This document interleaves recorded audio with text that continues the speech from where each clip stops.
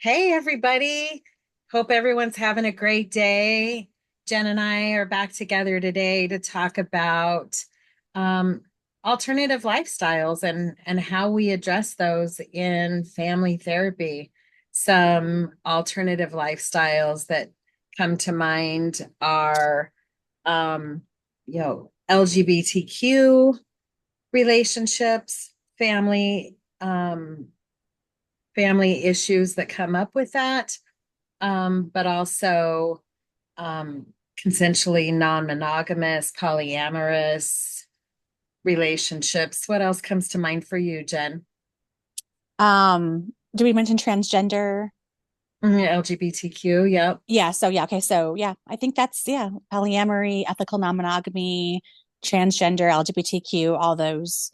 Yeah. I think a lot of therapists I know in my building here are Christian-based therapists, Hmm. and they do not believe in working with that, or they believe in changing the people's mindset. So I want to talk really about like how can we Absolutely. as a whole put our own religious, our own cultural, our own things to be able to accept people and help people, and to be, the best Sherpa that we can in their lives. Absolutely. What do Yeah. you see for yourself as um, the easiest way to set boundaries for yourself in terms of how to honor each individual's lifestyle choices and lifestyles in general, not just choices. Yeah, I mean, I really think it's knowing, your blind spots, Hmm. those our trigger points, our blind spots in life, and knowing, what we grew up with, right? I mean, I grew up in Yeah. a very, Lutheran Catholic religious society in, the Midwest, and you were only having sex for procreation, having lots of children, and you couldn't be gay, you couldn't be this, you couldn't be that. And I know for the longest time when I lived there, that was like 25, 30 years ago, there was a lot of people trying to like say, no, it doesn't exist. It's a choice, all those things. And it was causing a lot of damage, Yeah, you know? absolutely. I think for me, that's the value of science for me, understanding what has evidence and um, how that can be applied to any relationship. I there's so many different beliefs that we can have, and what are there, like 5,000 different religions or different gods, and um, I tend to follow, what science can tell us, and that's science doesn't disagree with their beliefs. Science Right. can help support their beliefs, including, you know, when because I also was raised Lutheran and Baptist, and so yeah, there's that upbringing that says this is the way it's supposed to be, but I'm also somebody that likes to challenge everything I've ever been taught. And I've asked my kids to challenge everything they've been taught, even if it was by me, so that they're designing their life according to what works best for them. And Well, and I have to say too, with that, right? Like we know that science can change, right? As we get more yeah, resources, more technology, more knowledge, science can change. And the things that were like absolutely. common knowledge, or, what we thought was common practice 10, 15 years ago, are no longer in that. And that's one thing I want to like have people know, is that science can change. Science is one of those things that, isn't just set in stone. We can follow the science, but we also have to ship with the science as well. Yeah, absolutely. It informs our lives. It doesn't leave us with one path to follow. It just informs our lives. And so I think that probably one of the easiest ways to explain what I'm talking about is when I work with somebody that has grief. I may ask, what is your belief about what happens when somebody dies? And somebody will say, um, they'll go to heaven. And so, um, what I explain is that what we know from science is that energy never just starts and energy never stops. And energy is what keeps our body functioning when we're alive. And when somebody dies, that energy doesn't just go away, it goes back in the universe and changes form everything exists because of quantum mechanics where Yeah. particles move in wavelengths. And so think of that person not as gone, but that their energy's moved back into the universe and it's taken a different form. And so imagine just like if you go to the park and you put an ice cube on a hot picnic table and you go play frisbee for 30 minutes and you come back and it's a puddle, it just changed form. You go play for another 30 minutes or an hour and you come back and that puddle's gone. It doesn't mean the ice cube is gone. It means that energy has changed, the particles have changed, and the ice cube is still there. It's just changed form and it's outside of our awareness, but it still exists. And thinking of our loved ones that way can help us still connect to their energy and how it exists, and is verified in science, so that we can it doesn't feel like a loss as much as a life that's changed. Just like a dog can hear a whistle and humans can't hear that whistle. It just exists outside of our awareness, outside of our own senses. Right. Just And because we can't see something or feel something or know something's there doesn't mean it's not there. exactly. Yeah. So that's really how I honor, and even people coming together and praying, that's activity in our brain that changes energy. And I think that energy comes together. And, then again, that that ability to connect energy from one place to another place, that goes back into quantum physics again. Right. And, But you think just about because we that can't too. explain it doesn't mean it doesn't exist.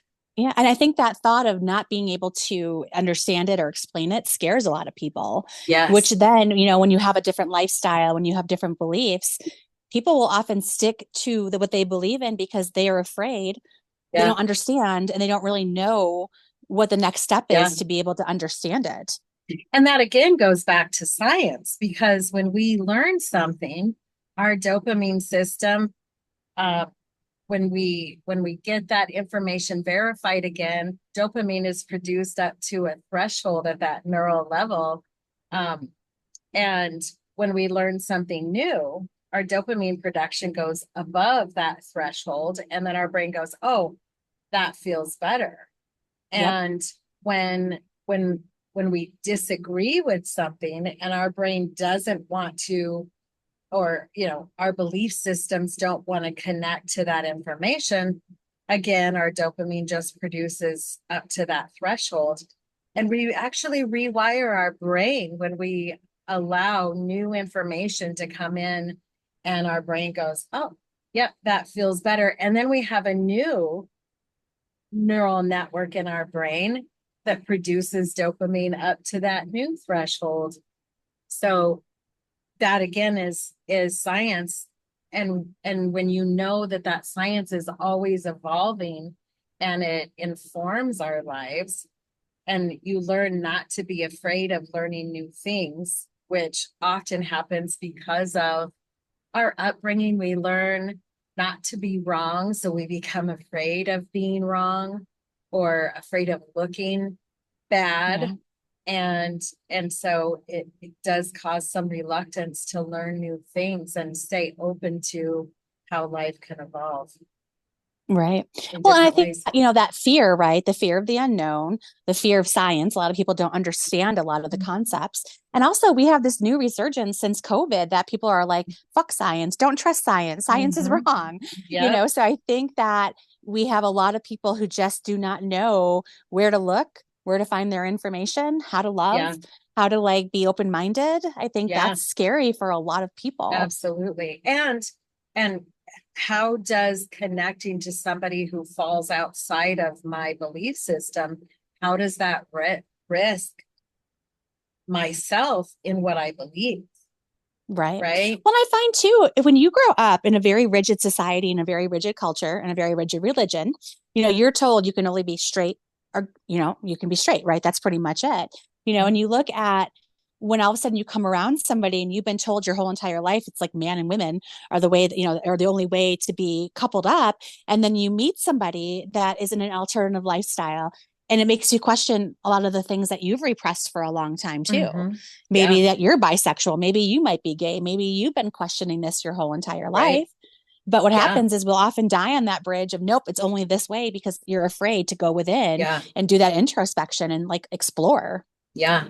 And that's why when I meet my clients, I want to know who they are and not try to move them where I think they should be. I will, when I work with a couple that is religious, Christian, whatever it is, I may say, where do you build your support system? What helps you feel like you're making effort? What makes you feel safe in the world? And let's say they say praying. I may tell my clients, how about you guys pray together today about this? And I may think of it as energy, but for them, it's that connection with God and their partner. And so I honor what they say, but if what they're saying interferes with where they want to get, then that's what I help them challenge and look at other information that can help guide them around that barrier to getting where they want to be. Right. Well, and one of the things I have too, on the other side of that, we had the people who are super rigid, right? Then we have the ones that are like, I'll try anything. Hey, my Yeah. partner suggested, I will do it. But what I'm finding on that is that I do have a lot of people that their spouse, their partner, whatever it is trying to convince them to do something that isn't really ethical. It's not really, they're not Hmm. really agreeing to it. It really toes a line of being emotionally abusive and Yeah. sexually abusive. Yeah. So there is that fine line of you have to be able to be secure in yourself and know what you Yeah. want and be able to have really good boundaries with your spouse, with your partner, with anyone around you that Yes. you're willing to try Yeah. this with. Yeah. And that number one, I have to wake up with myself every day. I want to be good with myself. And anybody that I have in my life, I'm going to maintain a healthy relationship with people who maintain a healthy relationship with me. So I call it equal responsibility for equal value, right? If Yes, I'm I if like I'm that. just saying things need to be done this way and I don't check with Lonnie to say, how do you want it done?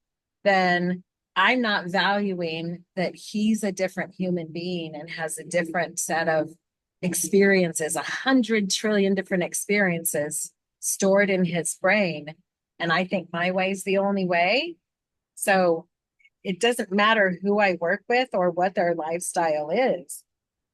They're both 100% correct in how they look at a problem because the wiring in their brain says this is the way it is or this is the way it should be. Their job is not to shove that down their partner's throat. Their job is to learn how their partner is also correct based in how they see the world.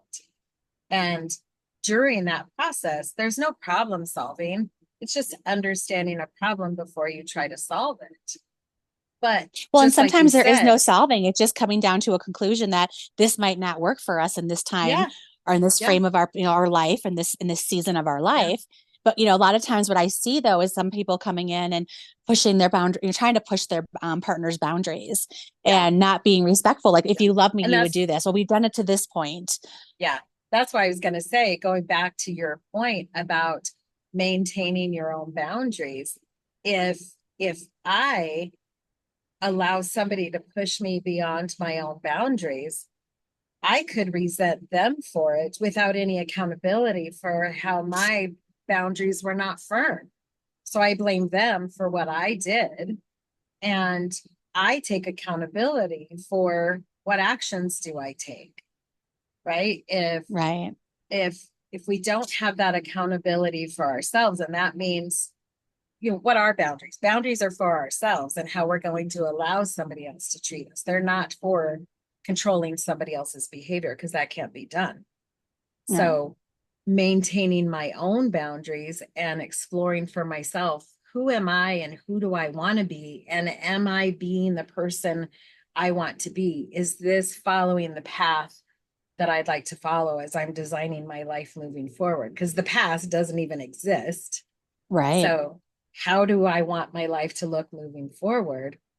Well, and I Then feel like there's you have that to have that mutual respect accountability. too, right? Of Yes. respecting your partner's boundaries as long as respecting yours. So, Yeah. I have several situations that I've come across in the past, I think 3 years, that I've had all these situations where I've had partners that are trying to transition, but their other partner isn't on board with it. And that partner, the partner that's trying to transition, is like, well, too bad, you're my spouse, we're doing this, you have no Mhm. say in it, I feel like I should be a man or a woman. But Mhm. there's ways around that too. If you're going to do that transition, communication, right? That's really what it comes Yes. down to, is that Yeah. we have to communicate with our partners. We Yeah. have to be able to know that this decision, if I transition, or if I decide now that, we've been married for 20 years and now I decided I'm a lesbian or I'm gay, that Mhm. this is going to have an impact on your person. Yeah. And, they may not be on board with it. They may not agree with it. They may say, okay, well, yeah, I'll still stay with you. Or Yeah. sometimes they won't. But you also have to get your partner on board with whatever decision you make. If Yeah. you decide to transition and your partner says, I'm not on board with this, Mhm. you have to respect that too. Yeah. Yeah. Yeah. And so I think it's interesting how this conversation comes back to, you know, just relationships in general. It doesn't matter whether it's how many times I want you to do the dishes versus I do the dishes, or, I want to transition to a woman from being a man. It it's really just understanding that in any relationship, any two people, there's two people that exist in every relationship, and really learning, one, that you're never going to know another person better than they know themselves. Mm-hmm. And it's not even possible, but it's perpetuated in our society that that's what a good Yep. relationship is. So we do a lot of mind reading.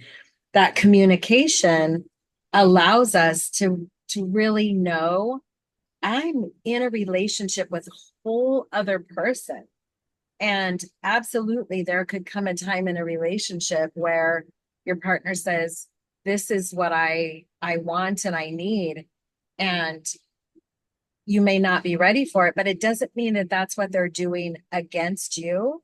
It's what they're doing for themselves. And sometimes that's healthy, and sometimes that means a relationship needs to end. But Yes. with the awareness that it's not what either person is doing against each other. Flowers don't all grow at the same rate, and sometimes they grow apart, and it doesn't mean you failed at a relationship. You can grow from the end of a relationship and take the value of that experience, and and take that, what you learned from that experience, and again apply it moving forward. Yep. So And somebody had asked me, like, what's the difference between doing, heterosexual versus homosexual couples doing counseling? And I said, nothing. It all comes down to communication. yeah, Everybody, no matter what always. gender you are, who you love, it all comes down to Yeah, respect, communication, being able to communicate, compromise, yeah, all those things. It's just, I think, heterosexual and homosexual couples all experience the same problems. yeah. Yeah. And that accountability, right? Yes. If it's the first thing that I look for with a couple when I start seeing, doesn't matter what their lifestyle is. I always look for accountability first. And that is each person willing to say, yeah, I do that. I know I make mistakes. I know that that's caused a problem for you. Because if either partner doesn't have accountability, that's going to be my next step. Because otherwise, we're what we're fighting against is one person's oblivious reality. Yes. Yep. So, and nobody wants to be oblivious. And most of us um, learn not to have accountability from our parents, right? If we don't Yep. have parents that say, I make a mistake and, I'm sorry I upset you, if we don't learn it from them, we don't learn it for our partners. You know, you can't expect somebody to do calculus if they've never taken a calculus class. Exactly. It's a Well, they never took skill. the basics, right? You have Yes, to learn yes, like algebra, you have to learn geometry, all those things to yes, get to calculus, right? It's the yes. same thing with growing up. We have to learn that, you can't be defensive, right? That when we have a problem between you and I, it's not a you problem, it's a we Yeah, problem. yes, Yeah. absolutely. There's always two people that contribute to a problem, you know, in even in abusive relationships. A society Yep. perpetuates that, you know, if a man beats his wife or a wife beats her husband, because both exist, um, if who the abuser is the problem. But if you think about it, it's you know, Einstein's definition of insanity is doing the same thing over and over and Mm-hmm. expecting a Yep. different result. And so two people are contributing to the problem, and two people have to contribute to the solution. A pattern, it's the pattern that exists between two people that's the problem, not the people. Because Yeah, what exactly. works for this person may not work with this partner, but it could work with somebody else. And so I can't just work with an abuser and say, stop beating her. I may have to go to her and say, maybe it's time to leave. Right. Or when you Right. start noticing him drinking, get out of there. Don't Yes, engage the absolutely. Right. crazy. What are the Yeah. things that precede those situations? Yeah. So I always tell my clients that, like, when you argue with the monkey, what do monkeys do? They throw shit at you. And what happens right. is when you argue back, you throw shit back. And next thing you know, you're just in a shit fight You're both and nothing covered makes shit. sense. Yep, off to the races. That's what I call it. Right. So we don't Yep, argue with monkeys. We have to disengage I with the like monkey that. brain. Yeah. Yep, that's funny. Covered Yeah. in shit. I'm Yeah. gonna Yeah. You're use covered in that. shit. And you have no idea why you're covered in shit two Yeah. hours later. Why are You're you like, throwing what shit was at that each about? other? Yeah. Why are you throwing shit at each other and surprised you're covered in shit? And most of the time that the shit that you're throwing isn't even like related to the problem that you're even Yeah. discussing. Yeah. Now it's like what Yeah. you did 20 years ago, what you did 5 years ago. Oh my God, Right. what are you going to do in the future? So nothing is ever Yes. really like here and now related when we're throwing shit at each It's other. always a snowball effect of things that Yep. were not addressed. And but regardless the lifestyle, the only value in bringing up a past conflict is what do we want to learn from that so that we're applying that moving forward. If the Yep. goal is just to share how much you were hurt by it, you're still back there. And that has Yep. zero value for you in the future. What did you need your partner to learn from that situation so that we can keep that and apply that in this conflict in the future?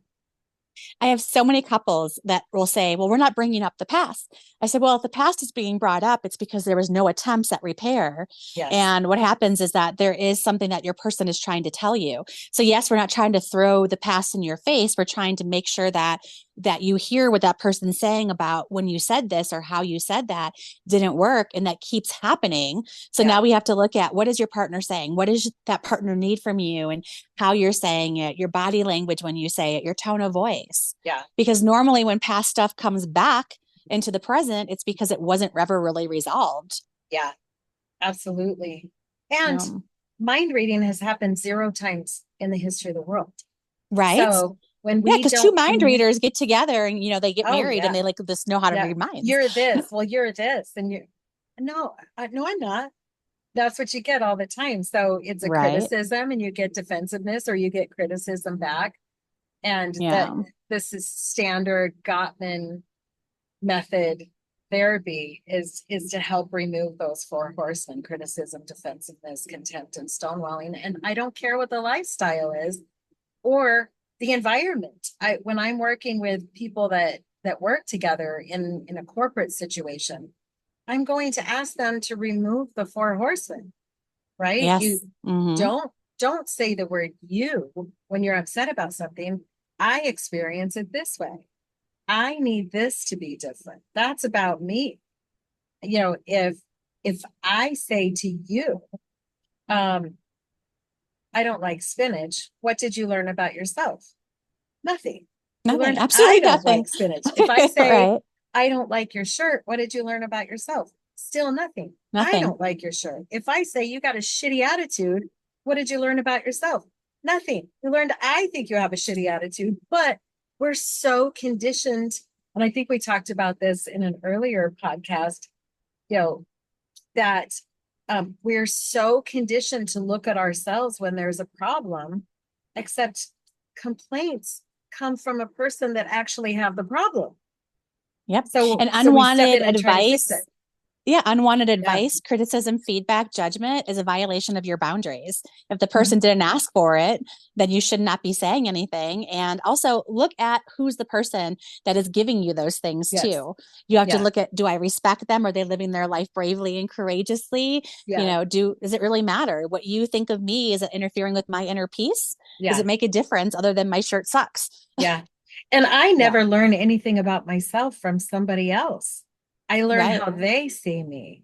And I don't have to see myself the same way. Yep. But if they're valuing me, remember equal responsibility for equal value.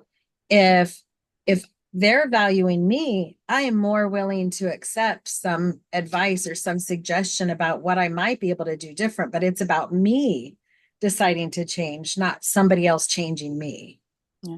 And what I Every think bit is of that is missing, yeah, what I think is missing in heterosexual and homosexual relationships is the fact that we have this wonderful opportunity to be each other's mirrors, to reflect yeah, back and forth, right? For this opportunity to grow, this yeah, opportunity to like do things so differently than we've ever known. yeah. But what happens is people don't know how to give feedback, people don't know how to receive feedback, and Hmm. often the feedback that is given isn't very helpful, Yeah, you know, and it's not yeah. very kind, it's not very It's nice, and usually it's what, not necessary. yeah, it's usually what has value to the person giving the feedback, not Exactly. necessarily valuable for the person receiving it. Yeah. And if we go at life, you know, with curiosity versus anger versus automatically assuming somebody's doing something, you know, with their bad intentions. So if, you know, we had this opportunity to like be curious, we had this opportunity to be each other's mirrors, but so many people miss out on that and they start viewing their partner as the enemy.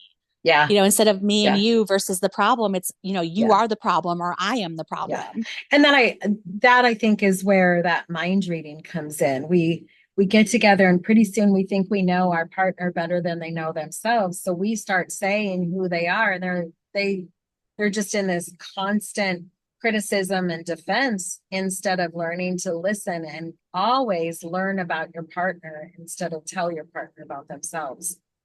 Yeah. And Yeah. getting out of that cycle keeps you from being in a relationship with your impressions of one another instead of one another. Yeah.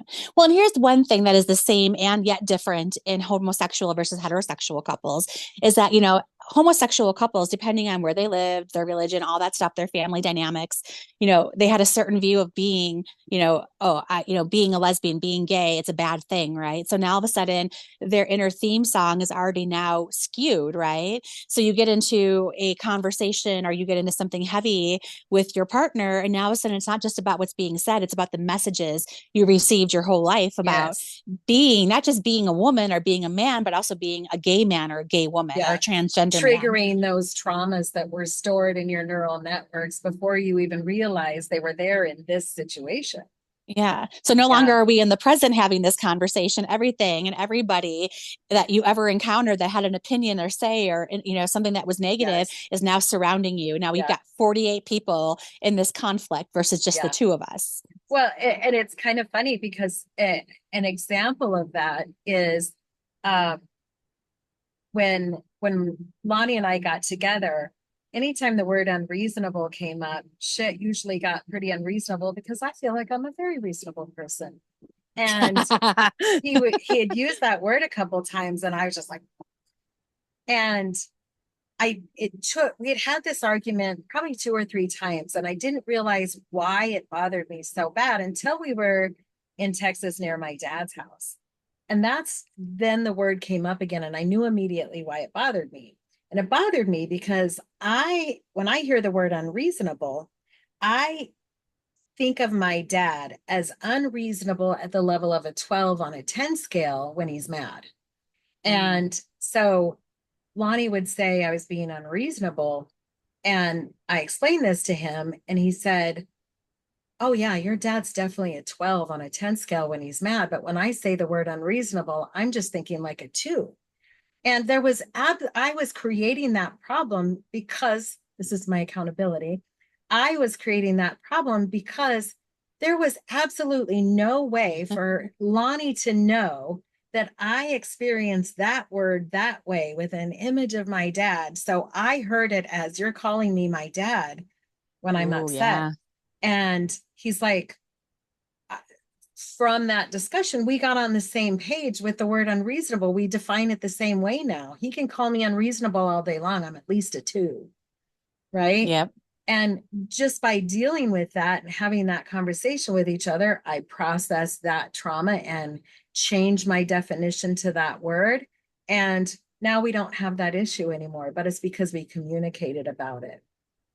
Well, think of that word sensitive too, right? So many Yeah. people, when you call somebody sensitive, Yeah. oh my God, you get It's an such an insult. emotional response, right? It is an Yeah. insult. And Yeah. sensitive isn't a bad word unless Right.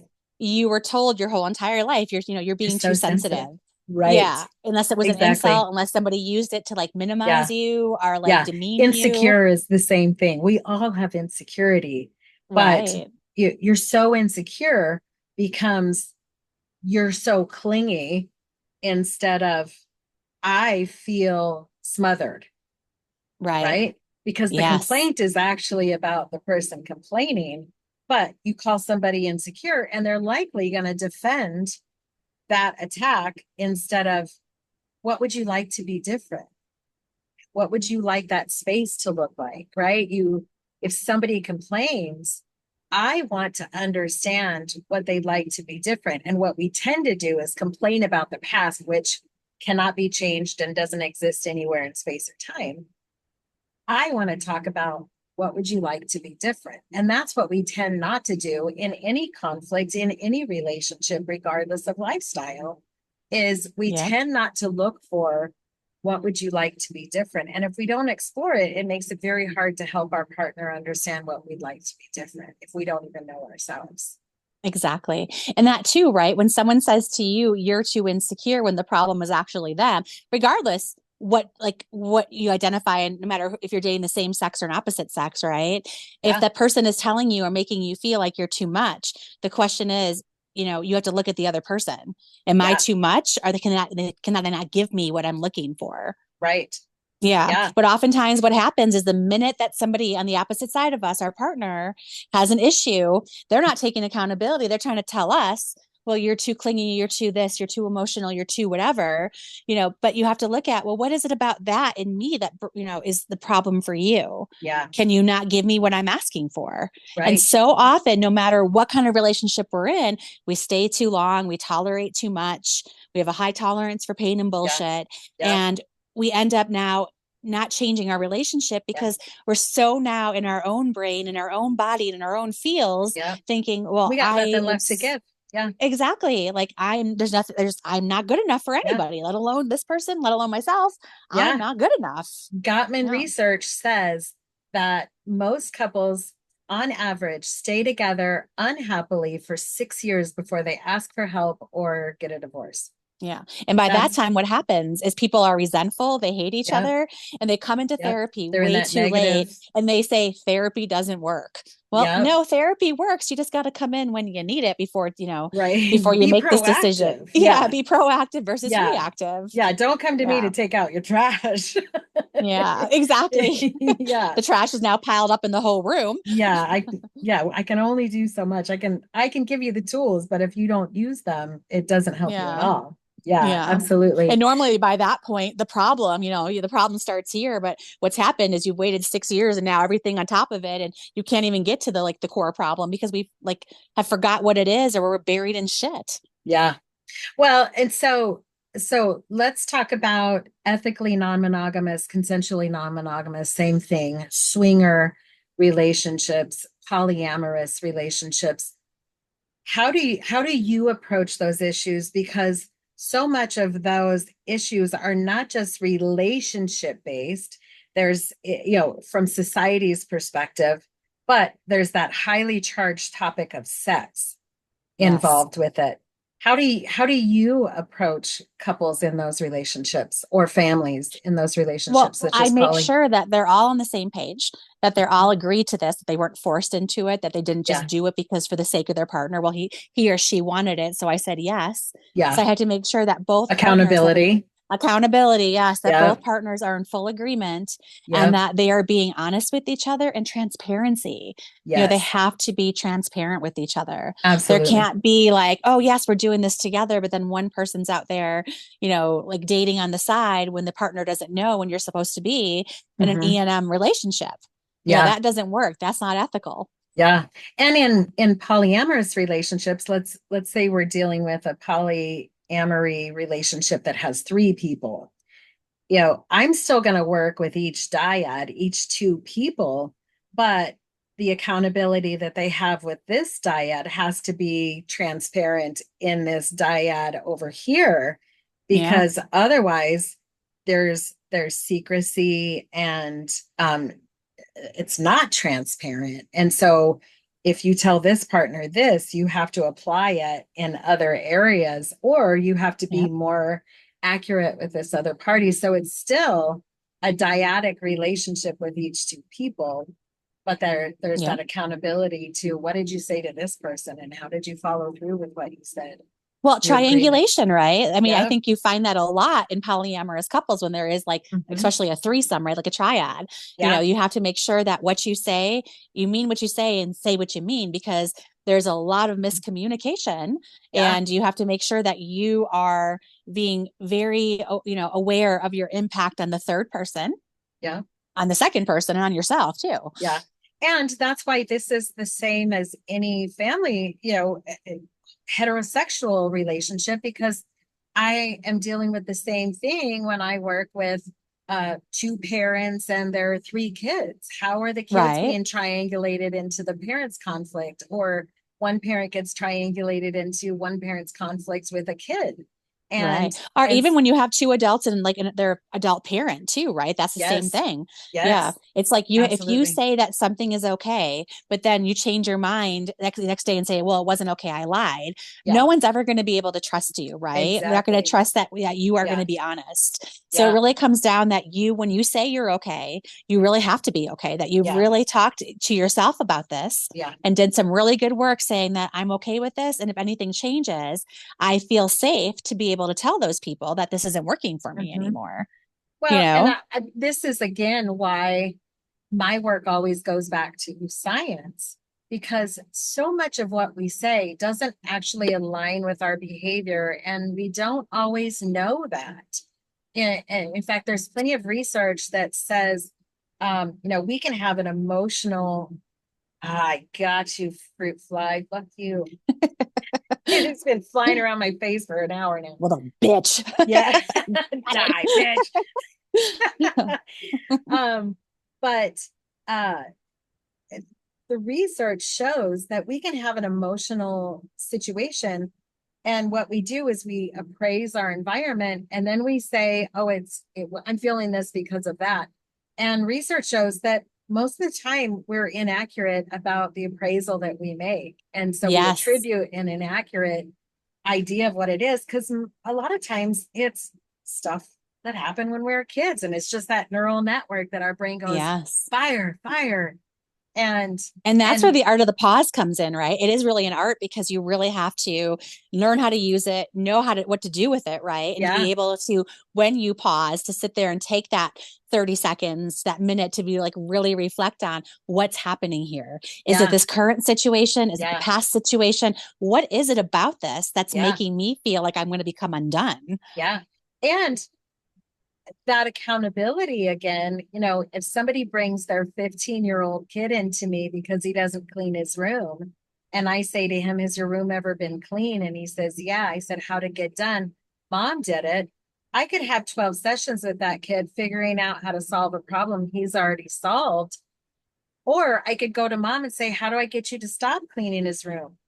Because Exactly. that's the science that underlies a lot of these relationships is, how are you contributing to the problem? You can fix so much in a relationship by having accountability for your own contributions to the problem. I didn't, Yes. I can't train a rat to tell time. I can train a rat by having a very predictable response. The rat isn't like, oh, this is why she's doing it. It's 5 o'clock. And Right. babies do the same thing. Adults, adults have big behavior, which forces, which is an attempt to get somebody to fall back into line with our expectations. And Conditioning is real, man. yep. And if you don't have awareness of that conditioning separate from all the meaning we attach from our belief systems, this goes full circle back to what we were talking about in the beginning, those beliefs. If we don't have that accountability for our own contribution to a problem, we always end up feeling helpless to condition a system differently. Yeah. When two Well, and people one other come thing too, together right, with is that accountability, it works faster. that science of fight, flight, or freeze, right? Like, we do when we have had trauma, when we've had chronic toxic stress, what happens to our body? Science shows that our Yep. brain Fight, flight, changes, freeze. right? Yep. So I Mhm. like to look at too with people in all lifestyles is what is your trauma and how's it affecting your ability to be in this relationship? Yes. And are you trying to fix a problem with sex or another person versus actually wanting this? Yeah. Because Yeah, they're so many trying to get some people, dopamine back up here, but they're not using the dopamine up here in this creative problem-solving brain to solve a yes, problem. They're using it to cope. And then when they get that dopamine, they use it in other ways instead of how can I apply this productive brain to look at these problems differently yes. and start to design what we want life to look like moving forward. Exactly. So I really want to make sure that everybody is aware of the impact of conditioning, family conditioning, Yep. cultural conditioning, religious conditioning. What kind of traumas did you have?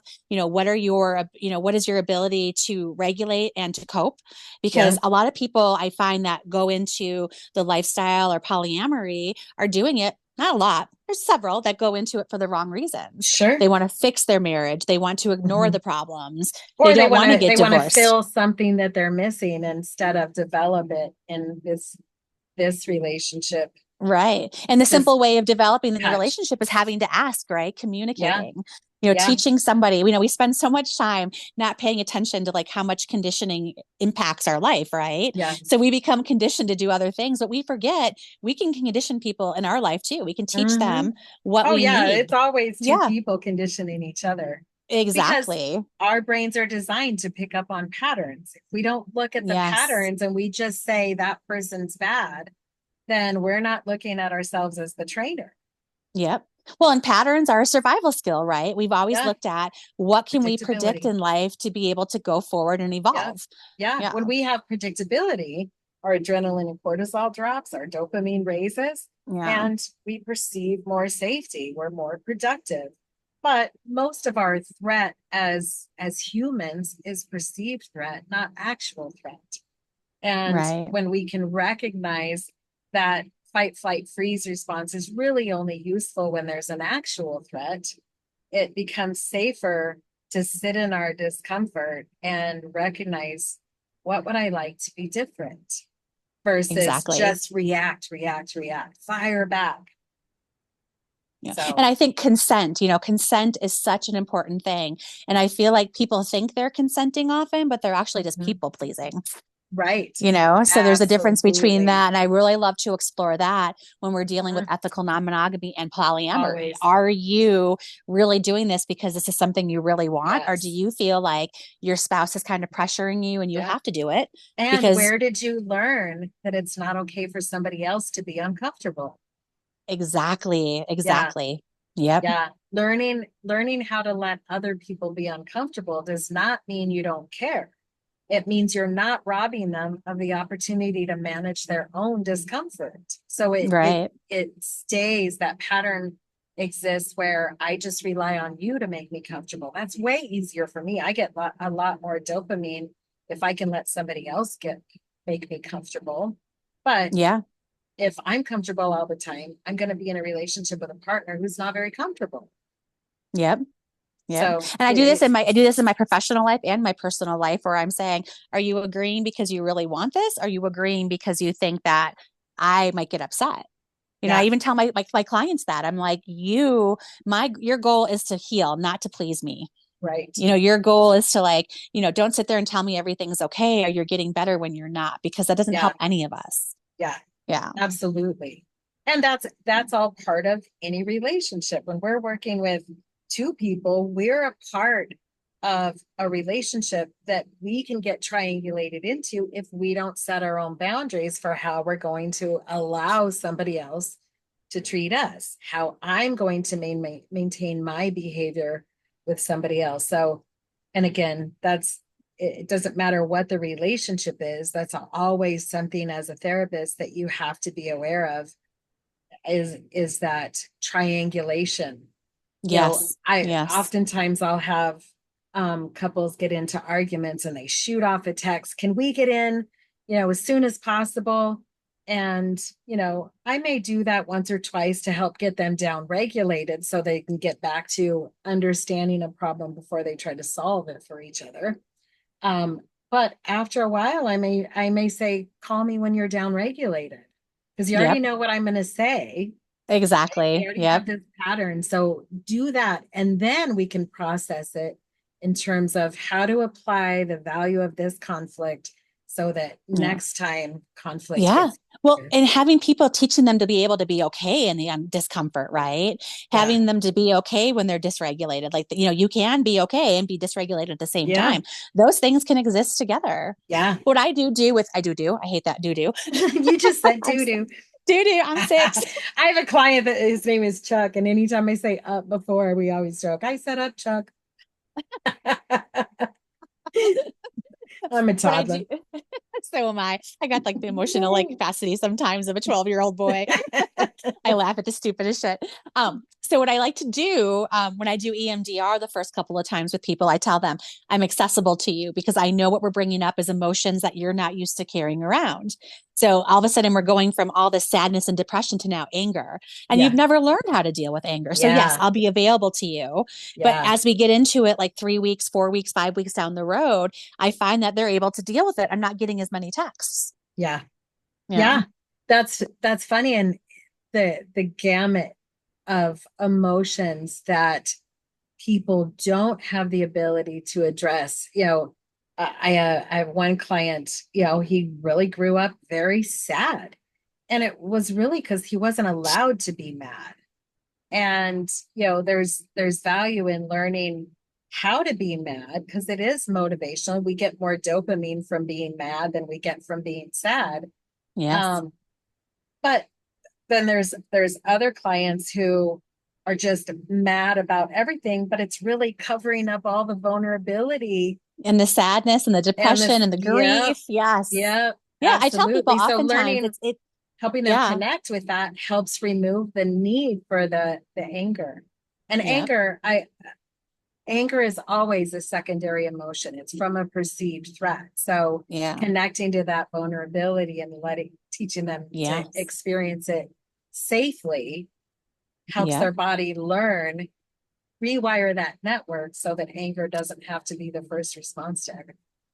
Yeah. And in so many situations, anger is easier than grief, right? Because with Yes. anger, you can do something with it. You can go Yep. for a run, you Get can go dopamine from boxing, it. right? Yep. Right, Dopamine is exactly. what It feels motivates us. motivating. Yep. Yeah, but you feel It sad or motivates us to approach or it motivates us to avoid. yep. And then grief, you're just sitting there with all this emotion. And most people don't know what to do with grief and sadness. Yeah. They feel like they can't keep going and be sad at the same time, but you Yeah. can. Yeah. Yeah. Absolutely. Yeah. Well, I think, we started the conversation about alternative lifestyles, but it's just people, right? Yes. And we deal with them all the same way. Yes. Doesn't matter what your lifestyle is, everybody has their own reality. And Exactly. every two people are correct. I don't care how much heroin you used.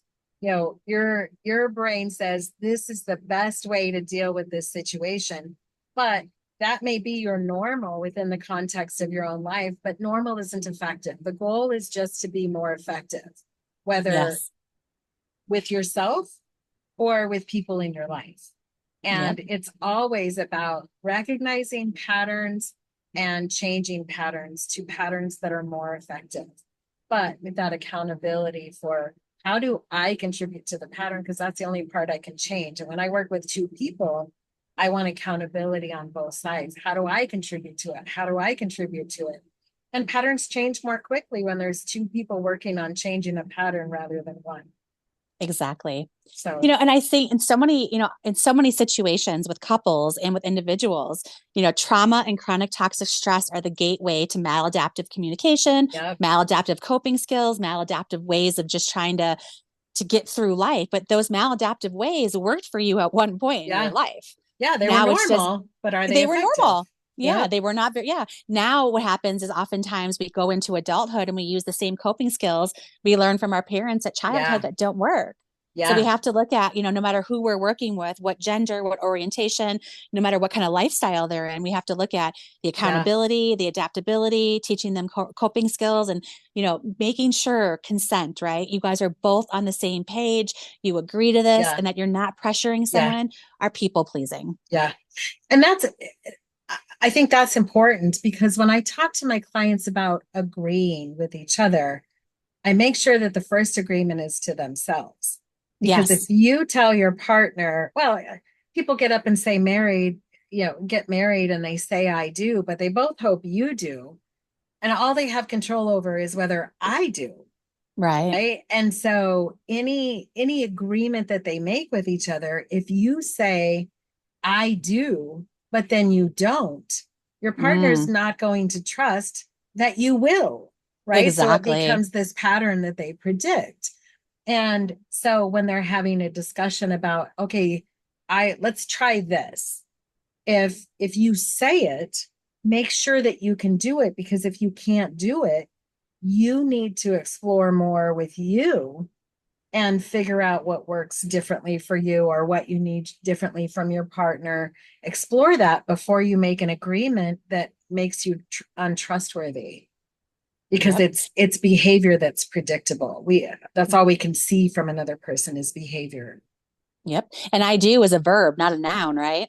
When you Yep. think of do, it's like you have to wake up every day and show that person and yourself that Yep. I'm going to choose myself and you every Yeah. day, and that we're going to do something to show each other that we love each other, Yes. respect each other, and that we're just not here because we signed a piece of paper. We're not here Yep. because we've trauma bonded. We're here because we want to Yeah. be here. And actively, Absolutely. we're going to respect each other. We're going to choose each other and we're going to woo each other. Yeah. Yesterday, I was just kind of dragging ass the last couple of days. And yesterday, I'm like, I I know I'm grumpy. I'm sorry. I'm gonna lay down and try to take a power nap because I know I've been short. And that's just me having accountability for you didn't make me short. What you were doing, my interpretation of what you were doing was causing a problem. So I have to check myself every single Yes. day. Am I being the type of partner I want to be? Because if I'm not, I can't blame him for it. Yeah. Not every I single day, every single minute, right? Everything that we do, absolutely, we yeah, have to ask absolutely. ourselves, is this benefiting me, my Yep. partner, us together? Yeah. You Yes. cannot make me be an asshole to you because I don't want to be an asshole to you. You don't have that much power to make someone else lose their shit. That's Exactly. on them. Yep, Yeah. exactly. And Yep. growing up with the dad I grew up with, it was very easy to experience just spitfire, mean. And I had to learn to overcome that because that is not what I want to give to my husband. That's not who I Exactly. want to be. So Right. I'm gonna I'm going to change my behavior, not just ask him not to piss me off. Yeah. I tell everyone who comes in to therapy, I'm like, we have this wonderful opportunity to erase everything that you've ever learned, that you've ever Yep. watched, that you've ever done. You have a blank slate to be who you want, to act how you want. Choose Yeah. love, choose yourself, choose your Yeah. partner, but just choose something other than the maladaptive shit you've learned to Yeah. survive. And even using the word choose, I think is very um inaccurate to how our brain works. you have to learn how to choose it, right? Yes. You have to Undo, learn it unlearn emotion. Yes. everything. You have to Yes. undo that conditioning Yes. so that that option becomes the emotional response that you don't have to think about, Yeah. right? Every So when day, I, choose to unlearn and yeah, undo and choose to learn something new and do yeah. something And different. that's the emotion system. Yep. When I'm helping when a client says, I want to learn how to do that, I don't expect them just to white knuckle through and fake it till they make it. I want to help them feel what it would feel like in this moment when we're discussing it. What would it feel like to say this Yes. and instead of fuck you? Yep. And that What would it, emotional hangover that comes with doing something different is yeah, so fucking real, right? Like yeah, you feel guilty, you feel shameful, you feel yeah, so raw and vulnerable. So it's yeah. teaching people what to do with that emotional hangover when they But when you are get the, doing something yes, different. yeah, and when Yep. you get the outcome of that different response, and you also connect to that turned out better than before, then the body Yes. goes, oh, there's that increase in dopamine, which makes a network exist that my brain can use next time. Yes. So that Definitely. you're working with your limbic system. There's a whole laboratory up here, and it's about learning to work with your laboratory so that you're Exactly. designing your life the way you'd like it to be. But to So know that you can do that is the first key, right? That absolutely. we can change whatever we want to change and be Yeah. whoever we want and do Yep. things so differently than we've ever Yeah. imagined. Absolutely. I Yeah. was a lying little asshole as a teenager because I I didn't live in an environment where I could tell the truth. I was Yeah, you always weren't going to be in safe. trouble. Exactly. Yeah. And as I got older and started to live more in safe, calm environments, I got this blood flow back to my cortex and I got to start exploring what I wanted life to look like moving forward instead of, just being called a troublemaker or a liar or, whatever I was called as a kid. It doesn't even have an impact on my life now because that's not who I am. I'm not my history. Exactly. And I always want my clients to know you're not your history and you're not what anybody else in your life ever said you are. You get to Exactly. decide. People Yes. will say, I need to find myself. But there's not some treasure chest inside of you that has all the Right. answers. It's Yes. really about taking you and putting yourself into the world differently and And in experiencing uncomfortable different, situations. yeah, Yes. so that you get to Yes. experience that does work better than what you were doing. Yes. Yeah. Yes. And that Yeah. is what we grow on and evolve with so that our brain goes, I'm so glad I'm away from that. Absolutely. Yeah. So good. I have to like wrap Yep. things up because I've got a client coming in Yep. right now. Yeah. So So thank you everybody for tuning in. Thank you for listening to us yeah, talk about the brain and behaviors and understanding absolutely. that you guys out there, if you do something differently, if you unlearn all the things that you've ever learned, you can be whoever you want. You can feel whatever you want, Yeah. that you're Design not your life. destined to a life of depression, anxiety, that there are other things out there besides that. Yes, absolutely. You can design your life. Please feel free to leave comments or questions in the podcast on Spotify or YouTube or wherever, and we'll be going through them and responding to some of the questions that you might have. And just remember, we're not your therapist, we're just therapists. And so feel free to ask questions and leave your feedback.